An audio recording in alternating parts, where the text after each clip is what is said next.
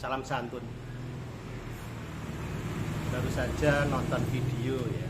Jadi nonton YouTube itu ada keluh kesah seorang ibu. Salam santun Bu Widya, salam kenal. Jadi ceritanya dia diteror atau dikejar-kejar karena menyentil-nyentil atau menguak-nguak masalah korupsi. Ya, memang begitulah korupsi ya. Kenapa ada korupsi? Jadi pejabat itu meskipun disumpah 10 kali, 50 kali, 100 kali ya, itu pasti akan terjadi korupsi. Karena apa? Para pejabat itu cuma beragama ya, tidak ingat akan suatu ayat ya, Baitullah kalbu imani ya. Jadi Allah itu ada di hati. Manunggaling kawula Gusti.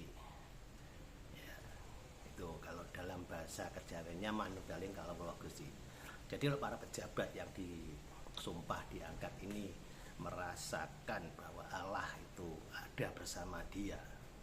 Manunggal bersama Allah. Ya. Tak jamin Indonesia tanpa korupsi. Mau ngambil sesen pun teringat, oh ada Allah di dalam hatiku, ada Allah bersamaku gitu. Ya kan? Kalau cuma disumpah gini toh, apalagi yang nyembah di belakang, nggak tahu itu nyembahnya pakai apa ya. Entah itu yang di atasnya sini itu buku, novel atau Alkitab atau Al-Quran atau apa yang disumpah nggak tahu. Terus menirukan aja ya. Saya bersumpah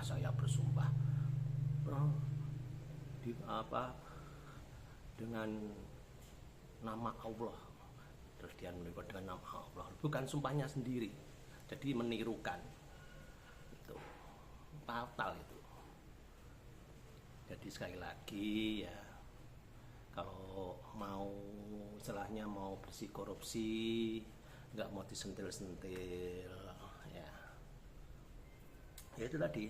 Jadi ketika saya nonton kontennya Bu Widya ya, dia kelihatannya teriak-teriak masalahnya mau dicekel atau mau diculik atau mau diapakan ya, karena dia nyentil masalah korupsi. Nah berikutnya saya kok menemukan sebuah cuplikan ini tadi, Baitullah kalbu imani. Nah dari situ saya terus wah berhubungan ini ya, berhubungan. Jadi antara pelaku korupsi Ibu Widya yang nyentil ya, berhubungan. Yang satu nggak merasakan bahwa Allah itu ada di dalam dirinya ya, nggak merasakan bahwa Allah itu bersamanya, nggak merasakan bahwa Allah itu mengawasi. Nah yang satu Bu Widyanya itu merasakan bahwa Allah itu ada bersamanya untuk mengingatkan para pelaku korupsi yang nggak merasakan bahwa Baitullah kalbu imani atau manunggaling kawula Gusti. Nah, jadi dua manusia yang sama-sama merasakan dan tidak merasakan arti kehadiran Allah atau arti kebersamaannya Allah atau arti bersatunya manusia dengan Allah ya. Jadi bersatu itu bukan jadi satu gerinda. Bersatu itu apa? Kalau orang nalar ya, karena banyak yang di luaran sana kalau bilang manunggaling kawula Gusti, oh, manusia kok bersatu dengan Allah lah. Ya, nggak beda dengan itu tadi. Baitullah kalbu imani loh, mau bait Allah ya, Bait Allah itu kan tempat berdoa ya. Bait Allah, rumah Allah. Lu kok di hati ya. Itu. Jadi seperti itu. Kalau kita hanya membaca tanpa merasakan dan menalar, ya bingung. Manunggaling kawula Gusti. Manusia kok bersatu dengan Allah? Apa bisa? Ya nggak beda dengan itu tadi. Baitullah qalbu imani. Masa bait Allah kok ada di hatinya orang beriman? Loh, ya toh. Seberapa besar hatinya? Jadi seperti itulah bedanya orang beriman dan orang beragama ya. Kalau orang beragama cuma membaca, menulis, menghafal, tapi orang beriman lebih mengulik ya, menguliti untuk lebih mengerti apa maksud dari suatu ayat itu. Jadi kembali lagi ke masalah pokok ya. Jadi korupsi itu tadi, para pejabat itu sebelum jabat, sebelum disumpah, perlu diberikan suatu pembekalan atau pengajaran masalah agama yang lebih detail. Nggak hanya sekedar membaca, menghafal, menulis, mendengar, mengerjakan ya, karena ritual. Minggu ke gereja, Jumat ke masjid, itu ritual. Tanpa kita bisa menanamkan makna dari sebuah ayat itu tadi, ya hanya ritual aja. Mendengar tok, ada orang ceramah didengarkan. Masuk telinga kanan, keluar telinga kiri, masuk telinga kiri, keluar telinga kanan. Masuk hidung, keluar mulut, masuk mulut, keluar hidung. Itu. Jadi pembekalan keagamaan ini tidak sekedar mendengar, membaca, menulis, menghafal. Ya. Karena itu tadi akhirnya banyak yang korupsi. Begitu yang korupsi disentil, bingung mencari yang nyentil. Mau memenjarakan, mau memegang, mau nggak menyadari bahwa dirinya itu jauh dari Allah. Kenapa saya bilang jauh? Ya tadi sudah jelas-jelas baitullah qalbu imani, manunggaling kawula Gusti. Tapi tetap aja dia nyopet uang negara, menghabiskan uang negara. Ya. Entah dengan cara apa, dengan alasan apa, yang jelas dia melakukan sebuah kejahatan. Sebuah perbuatan yang dilarang oleh Allah, tapi diperbolehkan oleh manusia. Kenapa? Karena kalau koruptor mati, yang layak banyak. Dia kaya, ya, dia jabat. Beda sama tukang becak sama pemulung mati. Paling yang layak tetangga kiri kanan 10 orang, 20 orang. Tapi kalau pejabat atau orang kaya, meskipun dia tersandung kasus, yang melayat mesti banyak, bermobil. Coba perhatikan, di mana-mana pasti seperti itu ya. Makanya dari situ budaya korupsi atau budaya mencuri uang negara itu nggak bisa hilang.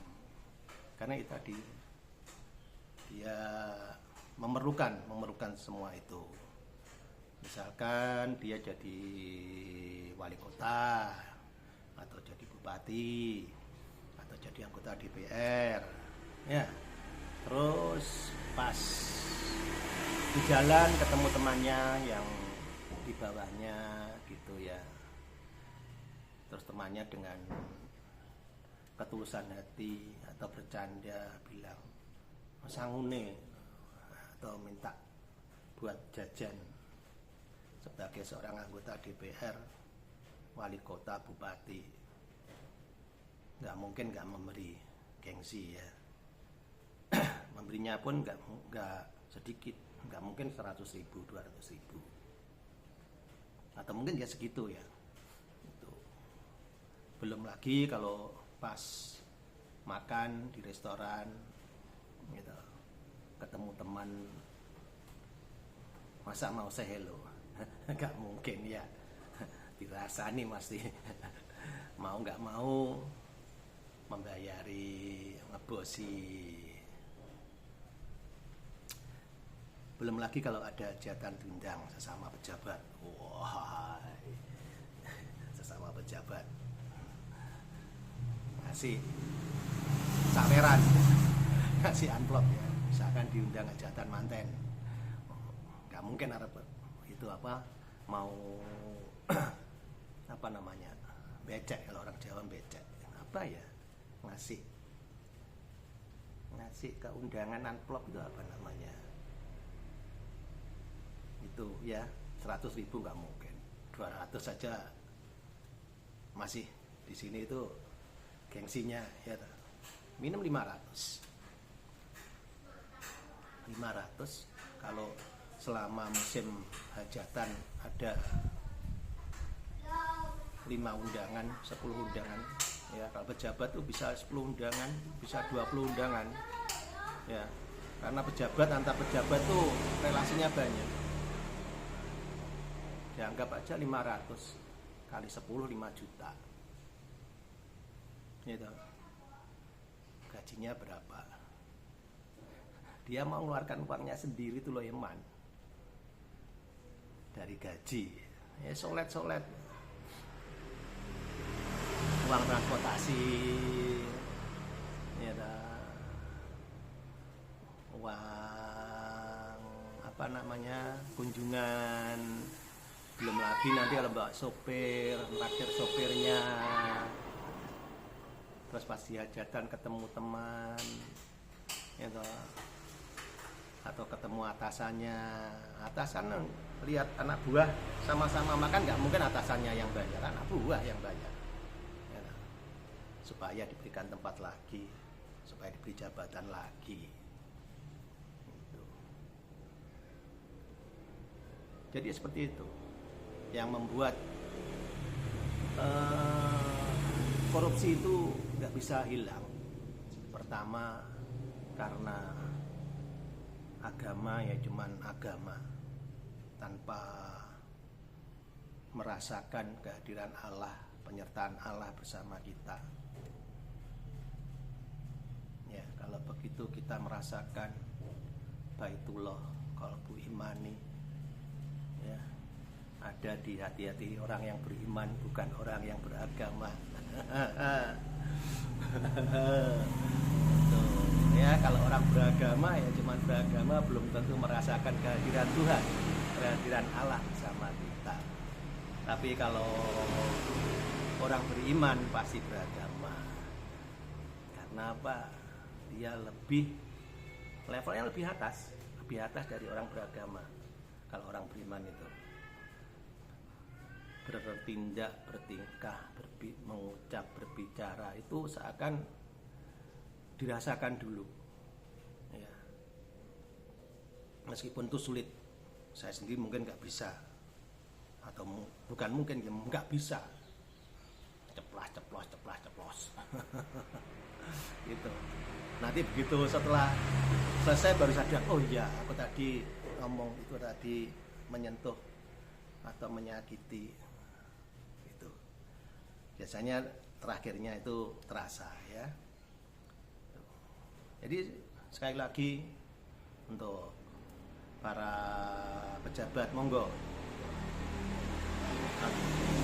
untuk negara khususnya ya, sebelum mengangkat pejabat, menyumpah kasih pemahaman agama sampai dia mutah. Jadi biar di sini itu nempel terus sampai sini ya. Di sini mau bertindak, aduh, ini ada uang,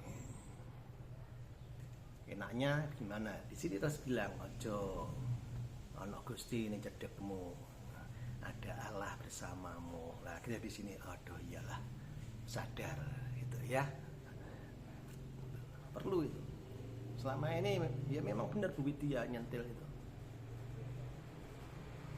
Biar cepat terselesaikan kasus korupsi yang menghabiskan uang negara bertriliun-triliun itu tanpa ada ujung pangkalnya, tanpa ada penyelesaiannya. Karena semua yang melakukan tidak merasakan itu tadi, baitullah qalbu imani manunggaling kawula Gusti. Ya, mungkin itu yang bisa saya sampaikan. Semoga bila ada pejabat atau pihak pemerintahan yang nonton video ini bisa introspeksi, ya, bener gak? Kalau nggak bener komen, nggak bener, nggak apa, meskipun aku merasakan tapi aku butuh. Oh ya toh, ada yang gitu ya toh. Meskipun aku merasakan tapi karena desaan. Nah, desaan siapa? Yang jelas tuh tren kehidupan ya, gengsi itu, pejabat numpak sepeda motor ya, naik mobil, nanti naik mobil pejabat naik Sigra Kalia Fortuner itu nanti ya gitu. Begitu kumpul teman-teman, aduh pejabat kok nggak bisa naik HD, beli Harley Davidson ya lah. Terus kumpul lagi sesama bos-bos, waduh besok ada acara Ferrari Day. Tergoda, bagaimana bisa dapat Ferrari? Itu ya. Di sini Muner, woi, mana uang? Nah, di sini dia buntung. Ya, tapi kalau kita mencoba merasakan atau mencoba menghadirkan kembali Allah bersama kita ya, baitullah qalbu imani manunggaling kawula Gusti, Allah beserta kita ya. Saya yakin Indonesia akan bersih dari korupsi, akan maju ya. Jadi yang berlalu biarlah berlalu, dimulai lagi dari nol. Dah, tanpa ada korupsi, tanpa ada manipulasi, tanpa ada saweran ya. Jadi misalkan ada orang mau usaha, permudah izin-izinnya ya, minta yang wajar lah gitu. Jadi di sini tuh nanti enak, rasa Allah ada, Gusti ada ya. Mungkin cukup sampai di sini yang bisa saya utarakan dari nonton YouTube tadi ya. Lihat loh Widya ya, dagelan politik, teriak-teriak masalah nyetil korupsi, mau dicekal apa dicekal, mau dikejar-kejar, dimasukkan penjara. Introspeksi lah ya. Sekali lagi, baitullah qalbu insani imani ya, qalbu imani ya, baitullah qalbu imani manunggaling kawula Gusti. Salam santun, salam sehat itu perlu. Tuhan memberkati.